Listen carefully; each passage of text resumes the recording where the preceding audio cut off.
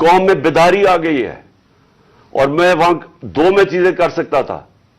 ہم وہاں دھرنا بھی دے سکتے تھے، لاکھوں لوگ تھے.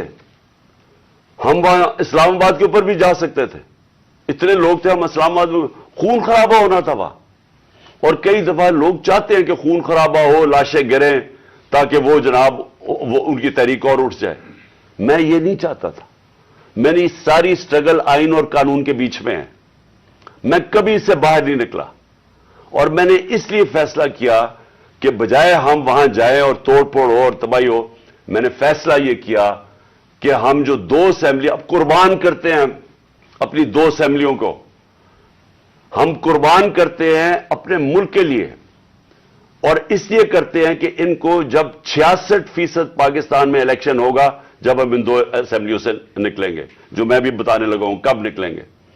66% پاکستان میں الیکشن ہوگا. تو عقل تو یہ کہتی ہے کہ آپ جنرل الیکشن کروا دیں، لیکن میں پھر سے کہتا ہوں یہ خوف زدہ ہیں، الیکشن ہارنے سے ڈرے ہوئے ہیں. ان کا کوئی پاکستان کا مقصد نہیں کہ پاکستان اوپر جا رہا ہے یا نیچے جا رہا ہے. ان کا مقصد ایک ہے، کیسے اپنا چوری کا پیسہ بچانا ہے انہوں نے، اور اس لیے یہ الیکشن نہیں کروائیں گے. اور اسی لیے ہم نے فیصلہ کیا کہ ہم الیکشن کروائیں گے. اور میں نے اپنے سارے وکیلوں سے پوچھ لیا ہے، یہ کوشش بھی کریں گے الیکشن کمیشن کے ذریعے کہ یہ کسی طرح ڈیلے ہو جائے. آئین بالکل اجازت نہیں دیتا 90 دن کے آگے. ہم نے فیصلہ کیا ہے، اور میں بڑا شکر گزار ہوں اپنے دونوں چیف منسٹرز کا کہ انہوں نے بالکل میرے ساتھ چلے ہیں، میرا ساتھ دیا ہے. ہم نے فیصلہ یہ کیا ہے کہ ہم اگلے جمعے کو، آج ہے ہفتہ، اگلے جمعے کو ہم دونوں پختونخوا کی اسمبلی ڈیزالو کر دیں گے اور پنجاب کی اسمبلی ڈیزالو کر دیں گے. اور اس کے بعد ہم الیکشن کی تیاری کریں گے. اور اس کے بعد ہماری جو 100 غالباً 23 سیٹیں ہیں اس وقت نیشنل اسمبلی میں، ہم وہاں جا کے نیشنل اسمبلی میں جا کے اسپیکر کے سامنے ہم وہاں کھڑے ہو کے کہیں گے کہ ہمارے ریزگنیشن ایکسپٹ کرو. یہ ڈرامے نہ کرو کہ چن کے 8 جو انہوں نے پہلے ہمارے ساتھ کیا تھا، انہوں نے بجائے ہمارے باقی ریزگنیشن ایکسپٹ کرنے کے، انہوں نے 8 سیٹیں چنی. یہ جو بڑا کرپٹ یعنی مورلی کرپٹ الیکشن کمیشن ہے، اس نے نواز شریف کے ساتھ بیٹھ کے 8 سیٹیں چنی جو ہماری سب سے کمزور سیٹیں تھیں، جن میں بڑی کم مارجن سے ہم جیتے تھے، اور جدھر پی ڈی ایم کا ووٹ دگنا تھا ہمارے سے اس الیکشن کے اندر. اب یہ عوام دیکھیں کدھر آج ایک باشعور عوام ہے، بیداری آئی ہوئی ہے ہماری قوم میں. پتہ ہوتے ہوئے کہ میں نے اسمبلی میں نہیں، میں 8 سیٹوں پہ لڑا، پتہ ہوتے ہوئے کہ میں نے اسمبلی میں نہیں جانا، اس کے باوجود میری قوم نے مجھے سارے 8 کی 8 سیٹوں پہ جتایا، 7 سیٹوں پہ جتایا. اور ایک جو کراچی کے اندر سیٹ تھی، ذرا وہاں دیکھ لے، وہ الیکشن کمیشن کو وہ دھاندلی نہیں نظر آئے گی جس طرح انہوں نے پوری اسٹیٹ مشینری استعمال کی اور ووٹ باہر پھینک دیا، جو ہر بار استعمال کرتا ہے. تو ہم نے یہ فیصلہ کر لیا. میں اپنی قوم کو آخر میں صرف یہ کہنا چاہتا ہوں کہ دیکھیں، مایوسی گناہ ہے. آپ مایوس ہو کے گھر بیٹھ جائیں، یا آپ باہر ٹکٹ لے کے کسی اور ملک میں چلے جائیں اور کوئی نوکری مل جائے، یہ میری نظر میں یہ ایک انسان اپنی جو ڈیوٹی ہے معاشرے کو، اس سے بھاگتا ہے. اصل آپ سب کی ڈیوٹی یہ ہے کہ ہم آپ کھڑے ہوں اور ہم ان چوروں کا اور اس کرپٹ نظام کا مقابلہ کریں، اور ہم کریں الیکشن کے ذریعے، اور الیکشن کے ذریعے ان کو سبق سکھائیں آئین اور قانون کے بیچ میں رہتے ہوئے. میں نہیں چاہتا کہ یہ سری لنکا جیسا سچویشن ہو کہ لوگ سڑکوں کے اوپر آ جائیں اور توڑ پھوڑ ہو. میں چاہتا ہوں کہ ہم الیکشن کے ذریعے ان کو شکست دیں، اور ان کو ایسی شکست دیں کہ یہ ہمیشہ کے لیے ان چوروں کا نام و نشان یہاں سے چلا جائے. مدد کرتے ہیں، تیرے سے مدد مانگتے ہیں. میرے ساتھ آج چودھری پرویز الہی بیٹھے ہوئے ہیں، پنجاب کے چیف منسٹر، اور دوسری طرف میرے پاس محمود خان جو کہ پختونخوا کے چیف منسٹر ہیں. تو ہم نے آج بڑا اہم فیصلہ کرنا ہے اور میں نے اناؤنس کرنا ہے. تو میں یہ چاہتا تھا کہ آج میں اپنی قوم کے سامنے پہلے یہ رکھوں کہ ہم اس سٹیج پہ پہنچے کیسے ہیں، کہ ہم सिटिंग गवर्नमेंट्स हैं, हमारी अपनी गवर्नमेंट्स हैं, हमारा अपना राज है यहां, लेकिन हम क्यों इस नतीजे पे पहुंचे हैं कि हम समझते हैं कि अगर हमें अपनी गवर्नमेंट्स भी कुर्बान करनी पड़े, इस मुल्क के अंदर जब तक इलेक्शंस नहीं होंगे, साफ और शफाफ इलेक्शंस नहीं होंगे, हम सबको आज खौफ है कि मुल्क डूब रहा है। मैं आपको वो पाकिस्तानी होते हुए बता रहा हूं जिसने सारी बाहर कमाई की, 20 साल बाहर पैसे कमाए, सब कुछ बेच के, जो फ्लैट था वो बेच के, मनी ट्रेल दे के, अदालत में ये बता के मैंने वो किधर से पैसे लिए, जो भी मेरा आमदनी किधर थी, फिर मैंने फ्लैट लिया, फिर वो बेचा, फिर मनी ट्रेल, सब कुछ मेरा आज जीना बन रहा पाकिस्तान में। और मेरी तरह के सारे वो पाकिस्तानी, और मैं उन पाकिस्तानियों की बात कर रहा हूं जो कि इस मुल्क से प्यार करते हैं, इश्क करते हैं अपने मुल्क से, मैं उन पाकिस्तानियों की बात कर रहा हूं। मैं उनकी बात नहीं कर रहा जो चोरी करके इस मुल्क का पैसा बाहर भेजते हैं, जिनका सब कुछ बाहर है, बिजनेसेस बाहर हैं, बच्चे बाहर हैं, बड़े बड़े महलात बाहर हैं, यहां के चोरी के पैसे से बड़े बड़े शाहाना उनका जिंदगी है। और मैं उनकी बात नहीं कर रहा क्योंकि उनका इस मुल्क से क्या रिश्ता है, और मैं बाकी पाकिस्तानियों की बात कर रहा हूं जो समझते हैं कि हमारा जीना मरना पाकिस्तान में।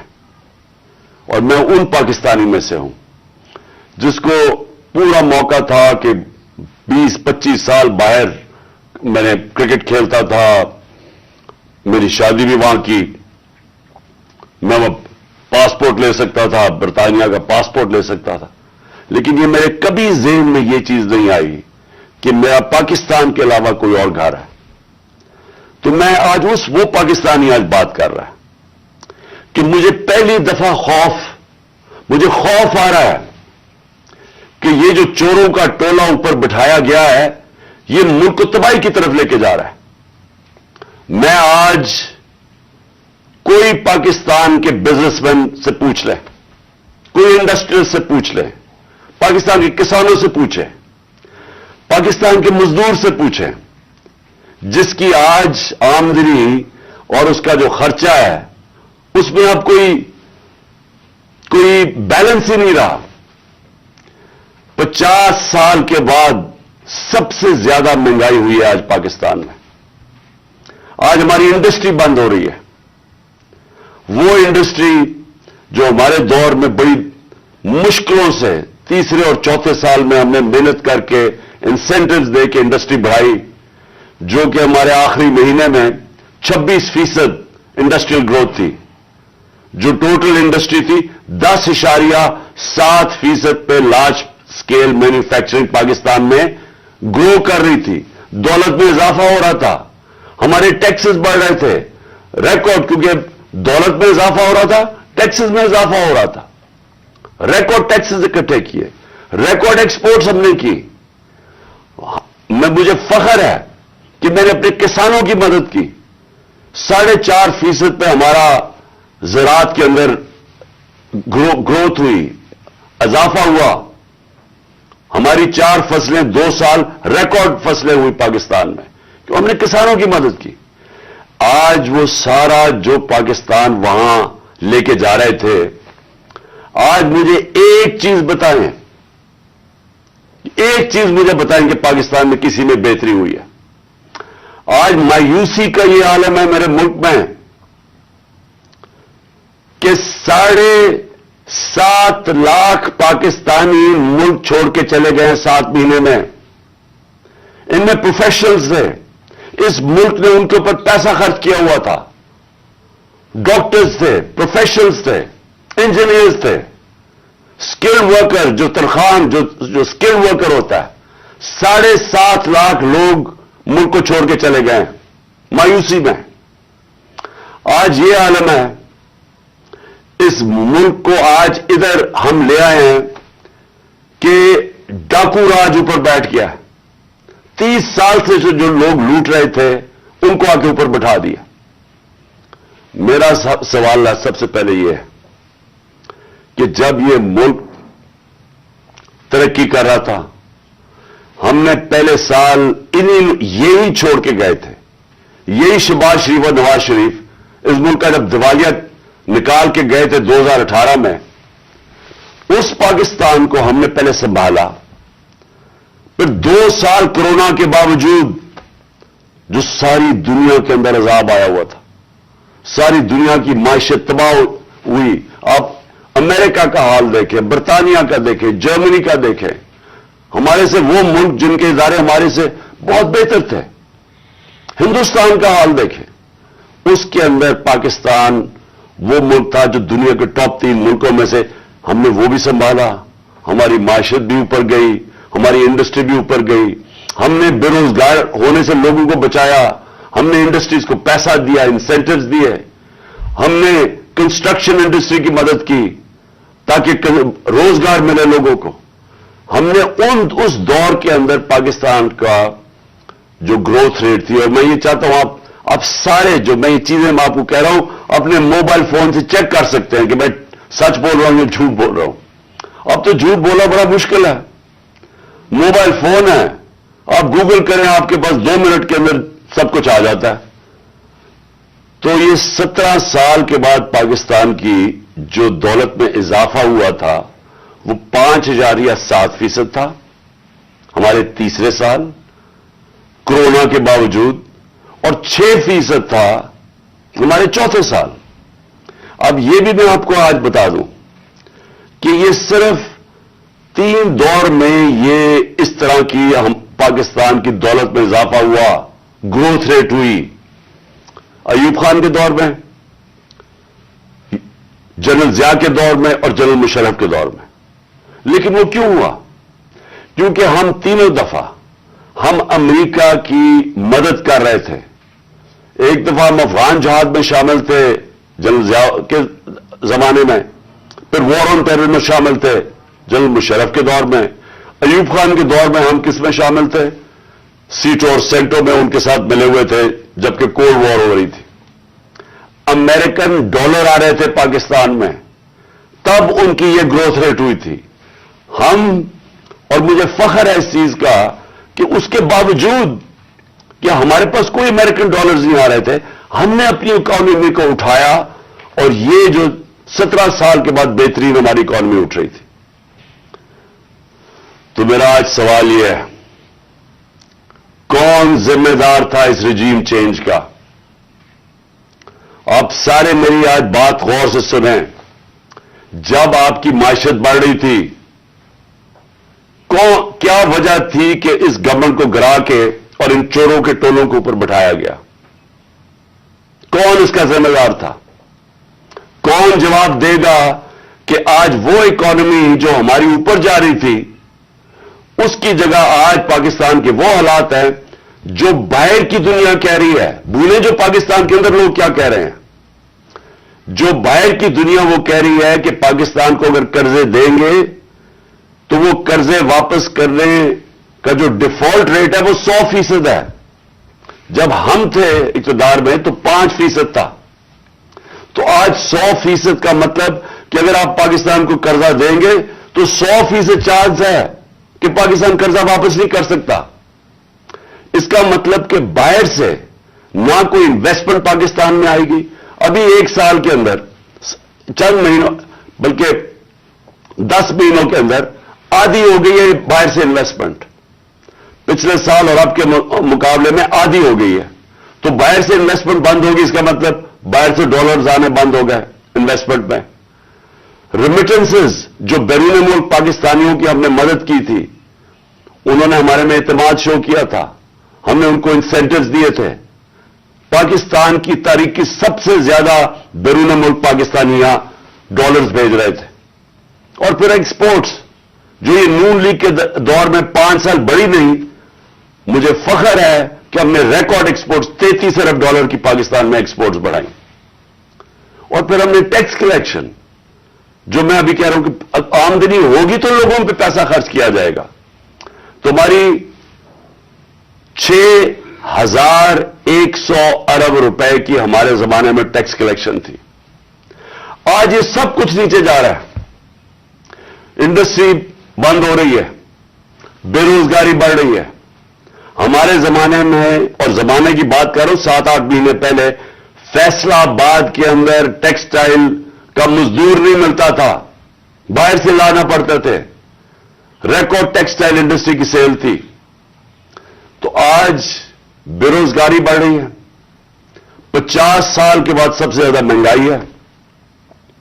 आज हमारे मुल्क का यह हाल है कि ना बाहर से किसी को इत्मीनान है इस हुकूमत के ऊपर, और 88% पाकिस्तान के जो इन्वेस्टर हैं, जो बिजनेसमैन हैं, उन्होंने कहा कि हमें इस हुकूमत पर इत्मीनान नहीं है।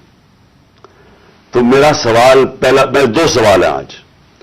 पहला तो सवाल यह है कि जब बाहर से पैसा ही नहीं आ रहा और हमने अपने कर्जे की किस्तें वापस करनी है डॉलर्स में, हमने जो बिजली के कॉन्ट्रैक्ट साइन किए हुए हैं वो डॉलर्स में किए हुए हैं, जो कैपेसिटी पेमेंट है, चाहे बिजली इस्तेमाल करें या ना करें, ये जो पिछली हुकूमत ने साइन किए वो डॉलर्स में किए हुए हैं, डॉलर्स में पैसे देने हैं।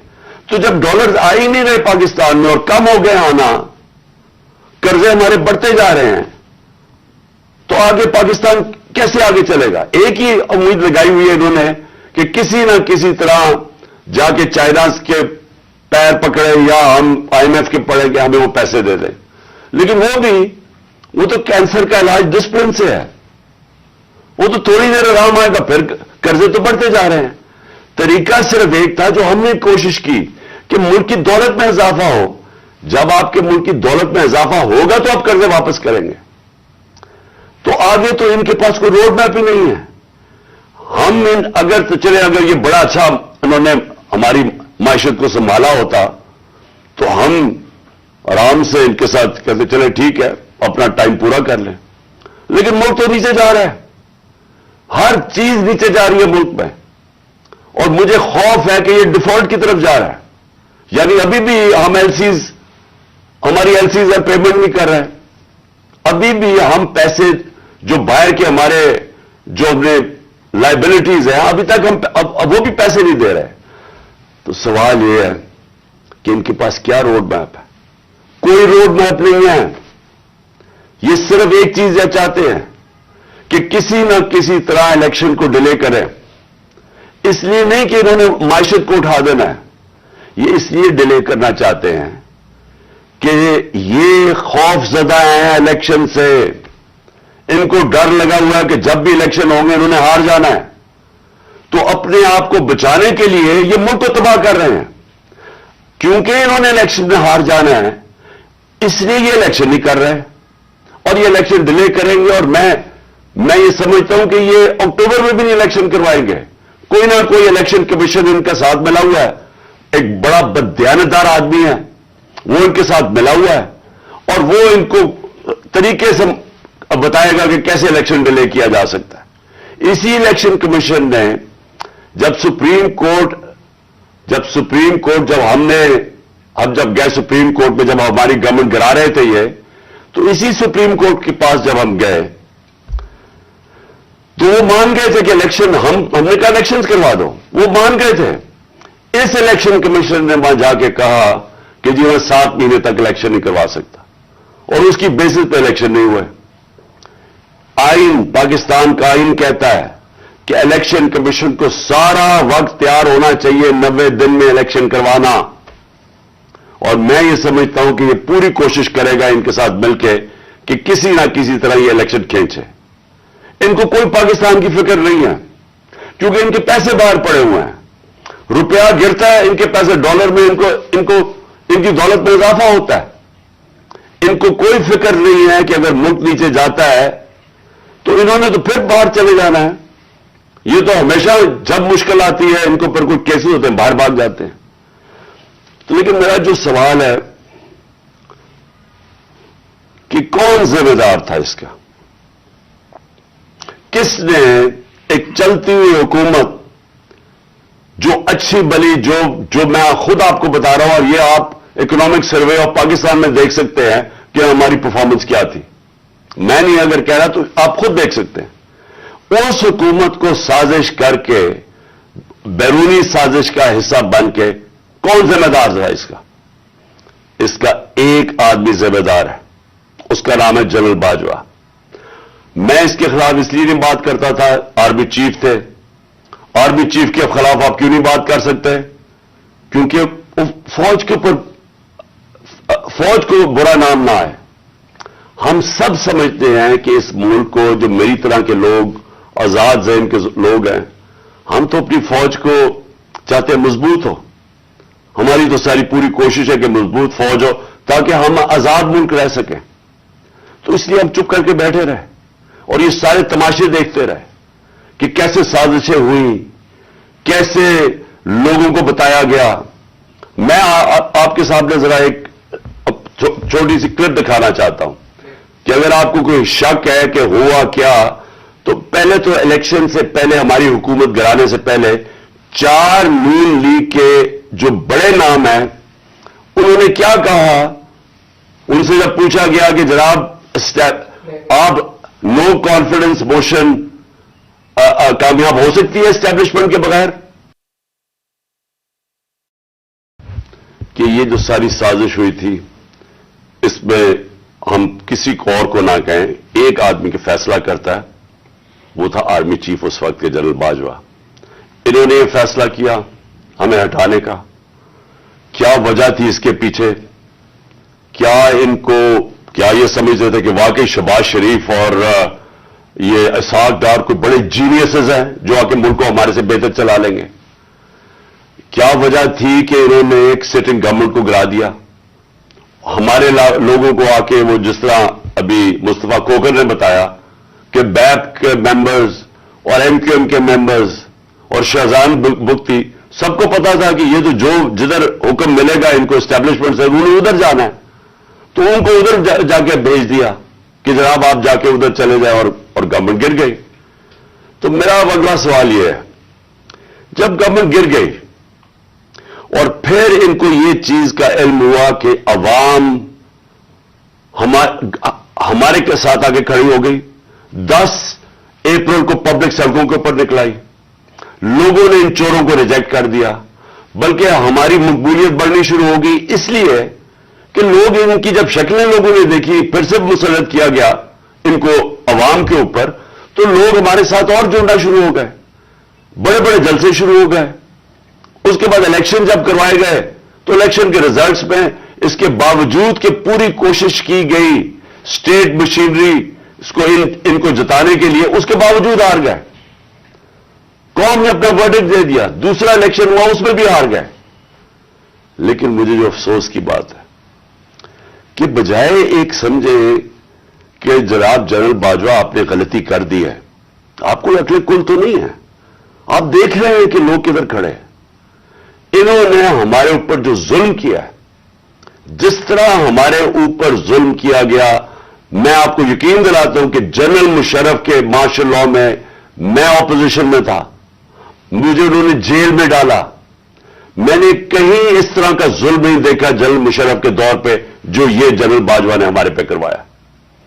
ہمارے لوگوں کے اوپر دھمکیاں, ٹیلی فون سے دھمکیاں آ رہی ہیں. وہ جو ہماری حمایت کرے یا جو ہمارے ساتھ میڈیا کے لوگ ہوں ان کے اوپر دھمکیاں. جو میڈیا ہاؤس تھا, سلمان اقبال وہ ملک سے باہر چلا گیا, اس کے بعد صابر شاکر ملک سے باہر چلا گیا, آج موحد پیرزادہ ملک سے باہر گیا ہوا ہے اسی خوف سے. ارشد شریف, اتنی بڑی ٹریجڈی ہوئی ہے, اس کو جو دھمکیاں دی, کیا وجہ تھی اس کی؟ وہ ایک دیانتدار آدمی, وہ بتا رہا تھا کہ اس ملک کے ساتھ کیا ظلم ہوا ہے, کہ اچھی بلی گورنمنٹ آپ نے گرا کے چوروں کو بٹھا دیا. تو بجائے یہ کہ کریکٹ کرنا, ہمارے اوپر ظلم شروع ہو گیا. اور ظلم کی انتہا یہ تھی کہ سوشل میڈیا کے لوگوں کو اٹھا کے لے جاتے تھے, ان کو مار پھینٹا لگا کے تو اگلے دوسرے دن گھر واپس بھیجتے تھے, دھمکیاں دیتے تھے کہ آگے سے کیا تو یہ ہوگا. جو اعظم سواتی سے کیا, جو اس سے پہلے جو شہباز گل سے کیا, کون سی اس نے اتنی بڑی بات کی تھی کہ اس کو ننگا کر کے مارا, اور وہ ابھی تک اس کے اثرات ہیں جو انہوں نے اس کو تشدد کیا اس کے اوپر. اور اعظم سواتی نے کیا بات کی تھی؟ اعظم سواتی نے یہ ٹویٹ کی کہ جنرل باجوہ آپ نے NRO 2 دیا, اس کے اوپر جو اس بیچارے سے کیا گیا ہے؟ کون سی جمہوریت میں یہ ہوتا ہے؟ اور وہ بات کہ جو سچ ہے، NRO 2 جنرل باجوہ نے دیا ہے، ساری قوم کو پتا ہے.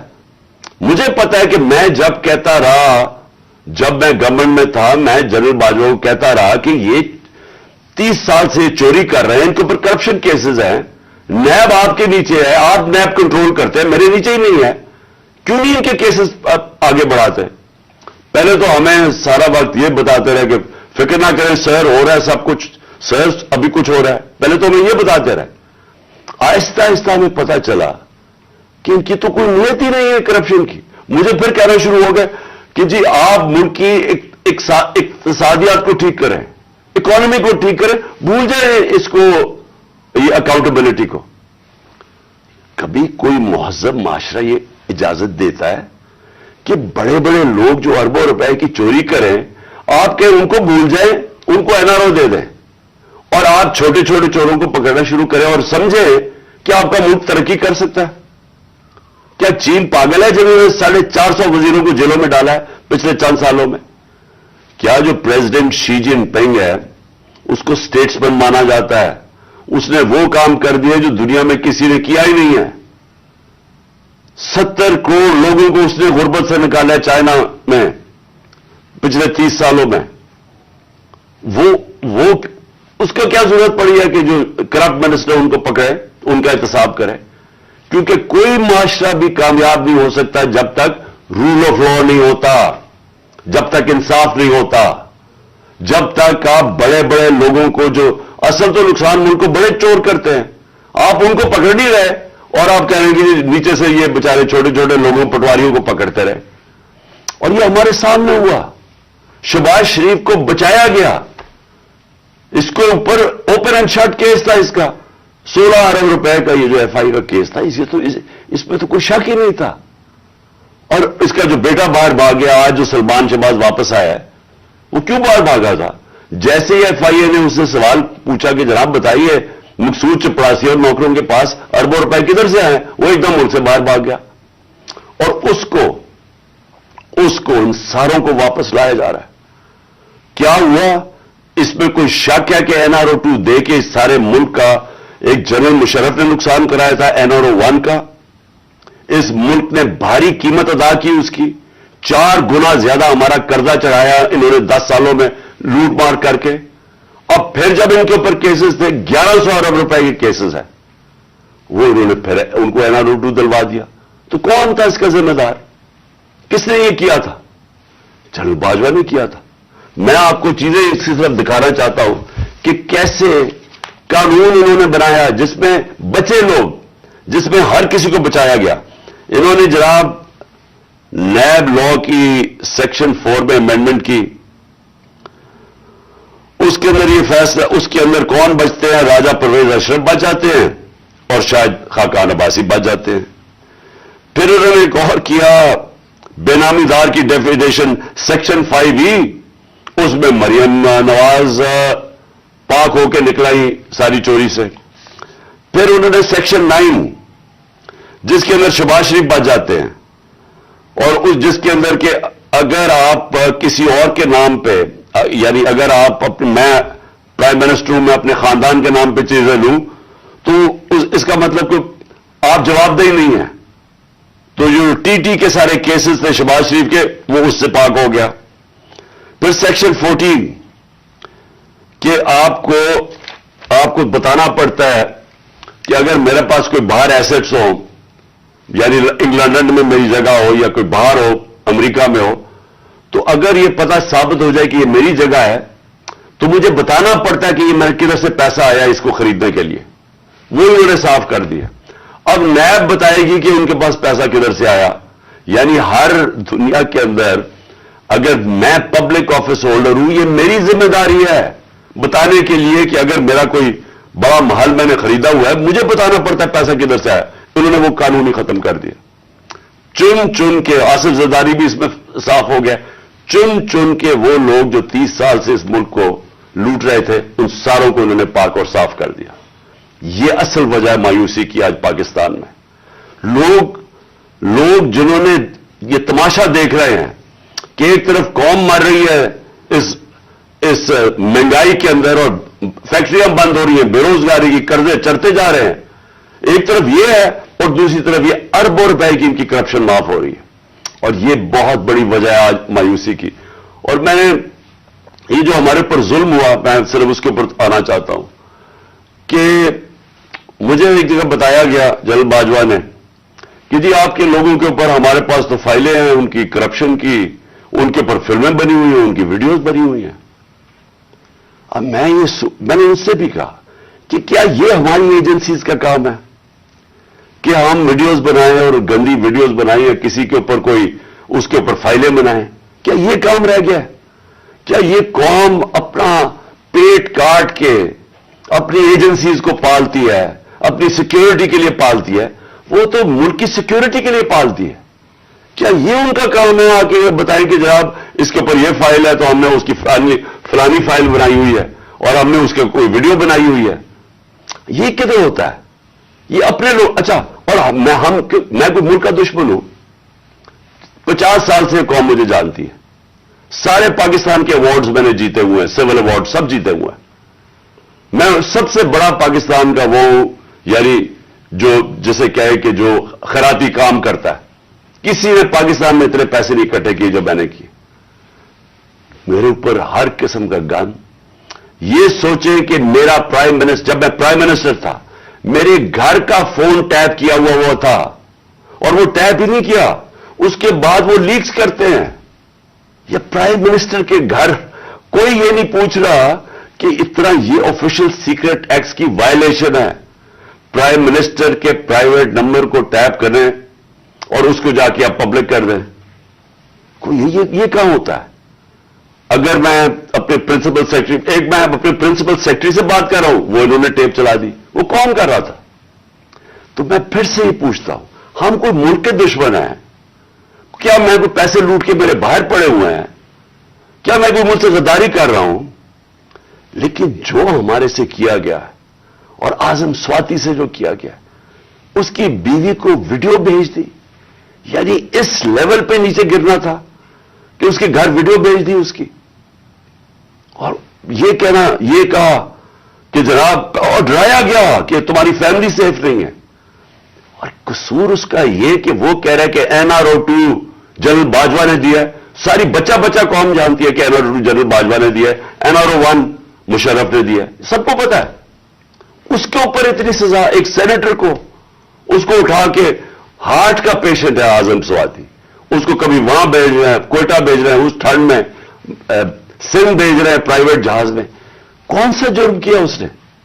اور کیوں؟ اگر آپ نے نہیں دیا NRO2 تو جا کے پبلک کو بتائیں نہیں دیا آپ نے. سارے آ کے لوگوں کو بتائیں آپ کے کس طرح آپ نے لوگوں کو بچایا. ہم بتائیں گے کیسے بچایا آپ نے. میں ایز پرائم منسٹر بتاؤں گا کہ کیسے آپ نے احتساب ہونے نہیں دیا. آپ نے وہ جب فیٹف کی لیجسلیشن تھی تو وہ خود کہہ رہے ہیں ہمیں, وہ اپوزیشن والے, کہ یہ تو جناب یہ بیٹھ کے انہوں نے آپ کی آشیرواد ملی تھی, اس کے بعد آپ نے وہ NRO کے یہ جو امینڈمنٹ تھی نیب کی جو اب ہو گئی, یہ تو تب ہونے کے چکر میں تھے, تب ہم کھڑے تھے.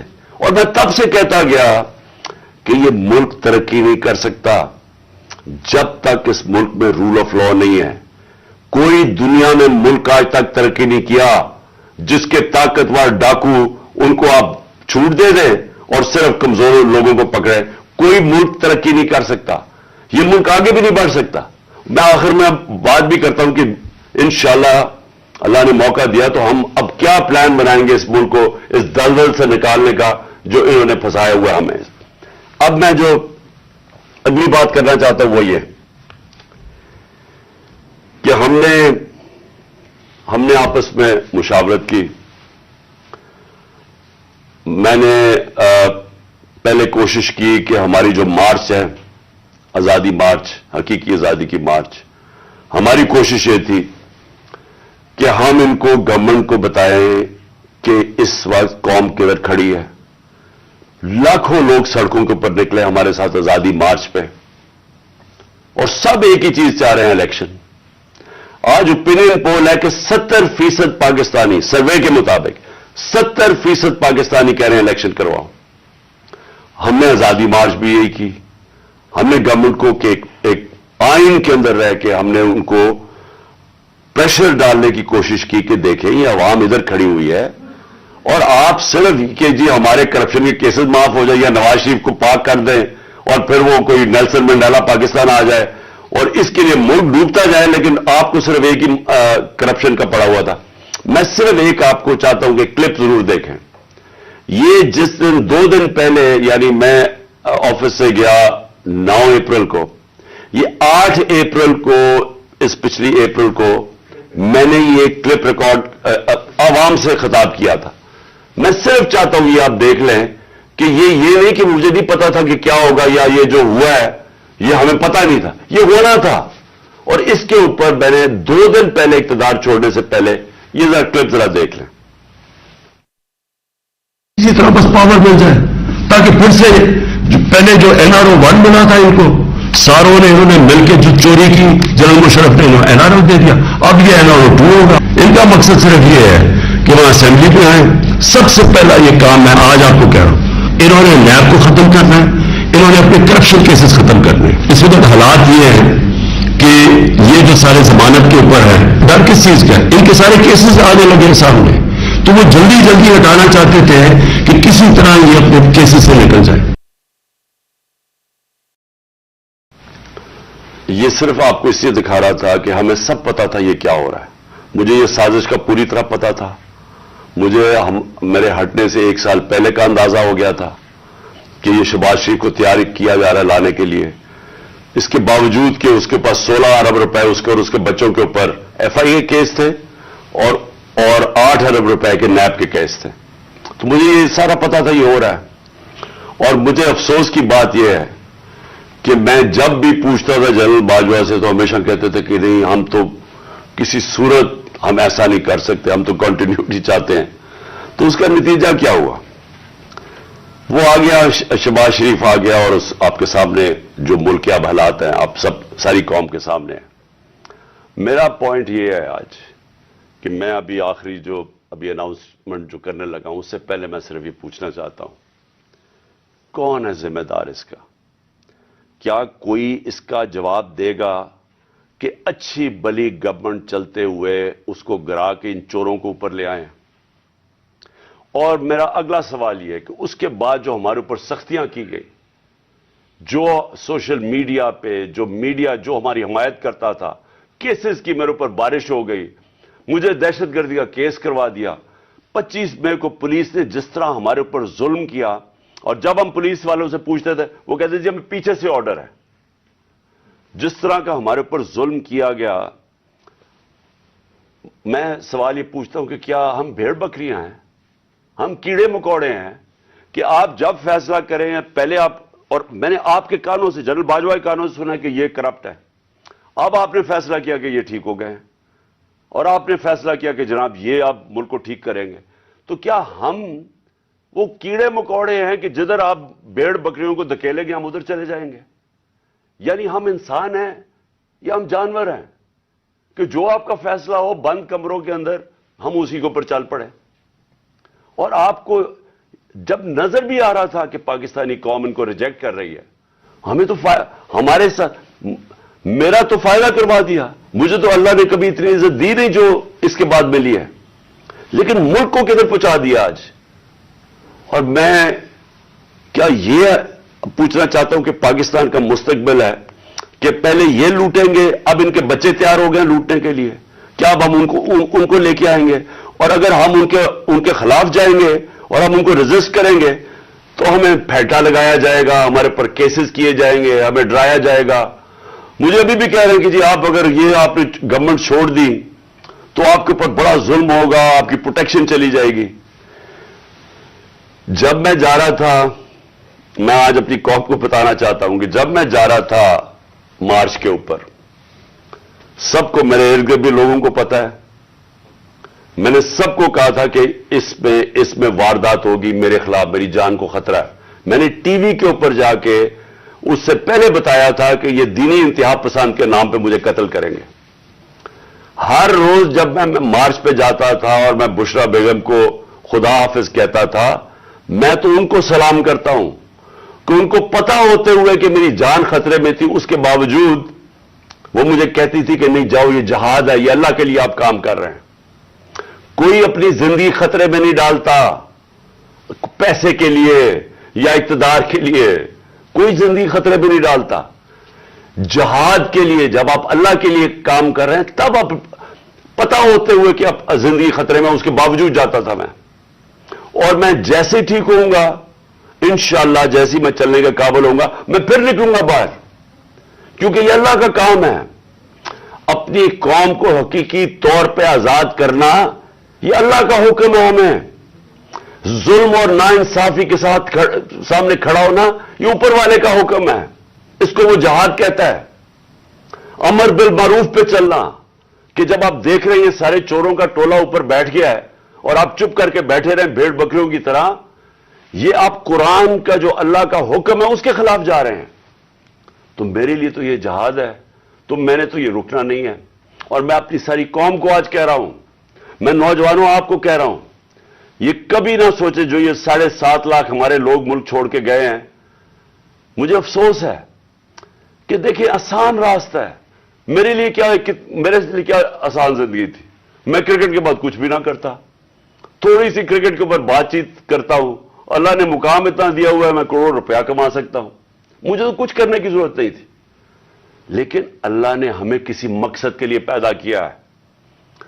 جانور آتے ہیں، بچے پیدا کرتے ہیں، کھا پی کے مر جاتے ہیں، تو انسان بھی اگر اس کو اب سمجھ ہی نہ آئے کہ اللہ نے ہمیں کسی مقصد کے لیے پیدا کیا ہے، تو اس میں جانوروں میں کیا فرق رہ جاتا ہے؟ وہ جب قرآن کی آیت ہے کہ جب انسان فرشتے سے بھی اوپر چلا جاتا ہے لیکن گرتا ہے تو جانور سے بھی نیچے چلا جاتا ہے۔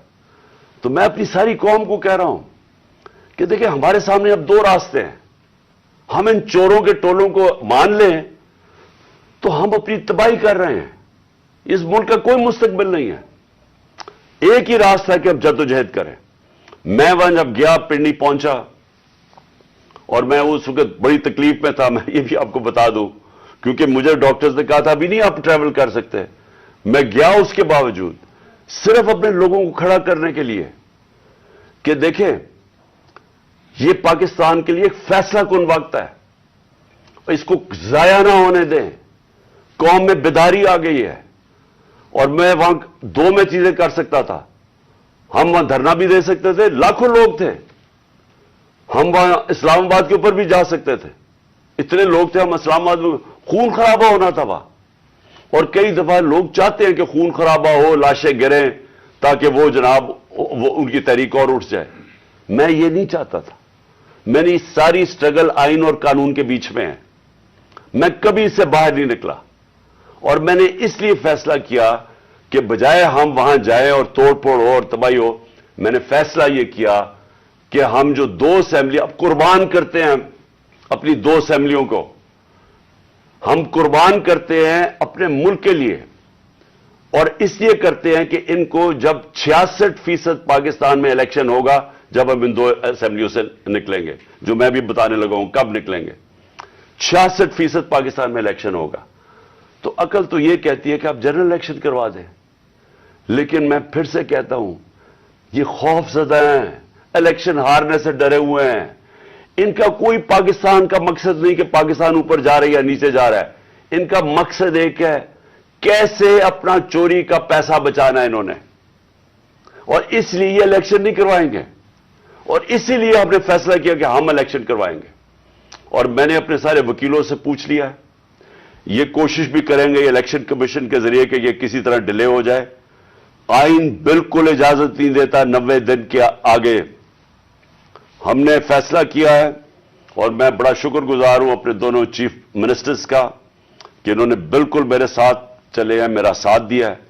ہم نے فیصلہ یہ کیا ہے کہ ہم اگلے جمعے کو، آج ہے ہفتہ، اگلے جمعے کو ہم دونوں پختونخوا کی اسمبلی ڈیزالو کر دیں گے اور پنجاب کی اسمبلی ڈیزالو کر دیں گے، اور اس کے بعد ہم الیکشن کی تیاری کریں گے، اور اس کے بعد ہماری جو 100 غالباً 23 سیٹیں ہیں اس وقت نیشنل اسمبلی میں، ہم وہاں جا کے نیشنل اسمبلی میں جا کے स्पीकर के सामने हम खड़े होकर कहेंगे कि हमारे रेजिग्नेशन एक्सेप्ट करो।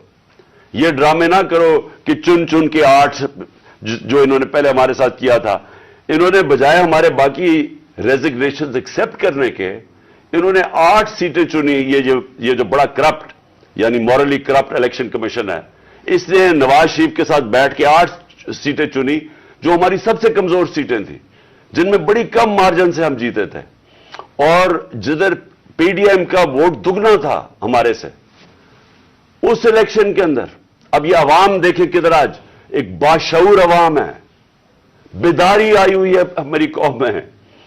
पता होते हुए कि मैंने असेंबली में नहीं, मैं 8 सीटों पे लड़ा, पता होते हुए कि मैंने असेंबली में नहीं जाना, उसके बावजूद मेरी कौम ने मुझे सारे 8 की 8 सीटों पे जिताया, 7 सीटों पे जिताया। और एक जो कराची के अंदर सीट थी, जरा वहां देख ले, वो इलेक्शन कमीशन को वो धांधली नहीं नजर आएगी जिस तरह इन्होंने पूरी स्टेट मशीनरी इस्तेमाल की और वोट बाहर फेंक दिया, और जो हर बार इस्तेमाल करता है। तो हमने ये फैसला कर लिया। मैं अपनी कौम को आखिर में सिर्फ ये कहना चाहता हूं कि देखिए, मायूसी गुनाह है। आप मायूस होकर घर बैठ जाएं या आप बाहर टिकट लेके किसी और मुल्क में चले जाएं और कोई नौकरी मिल जाए, ये मेरी नजर में ये एक इंसान अपनी जो ड्यूटी है माशरे को, उससे भागता है।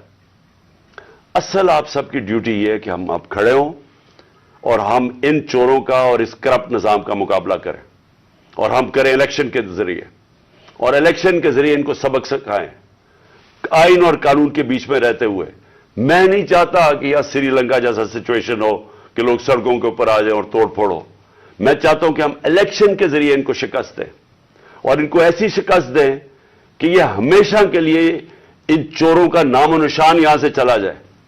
और वो तब होगा जब आप सब इसको अपनी जिम्मेदारी लेके निकलेंगे।